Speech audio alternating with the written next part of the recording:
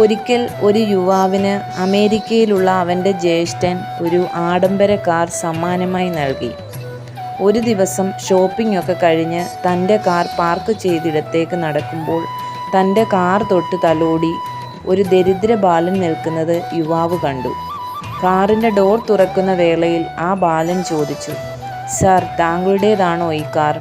യുവാവ് അഭിമാനത്തോടെ പറഞ്ഞു, "അതെ, ഇതെനിക്ക് എൻ്റെ ജ്യേഷ്ഠൻ സമ്മാനമായി നൽകിയതാണ്." എനിക്കും ഇതുപോലെ ഒരു ജ്യേഷ്ഠൻ ഉണ്ടായിരുന്നെങ്കിൽ എന്നായിരുന്നില്ല അവൻ്റെ മറുപടി. മറിച്ച് എനിക്കും ഇതുപോലെ ഒരു ജ്യേഷ്ഠനാകാൻ സാധിച്ചിരുന്നെങ്കിൽ എന്നായിരുന്നു. അവൻ്റെ മറുപടിയിൽ കൗതുകം തോന്നിയ യുവാവ് അവനെ കാറിൻ്റെ മുൻ സീറ്റിലിരുത്തി നഗരം മുഴുവൻ ചുറ്റിയടിച്ച് അവൻ്റെ വീടിന് മുൻപിൽ കൊണ്ടിറക്കി. ആ ബാലൻ ഉടൻ വീടിനകത്തേക്ക് ഓടിക്കയറി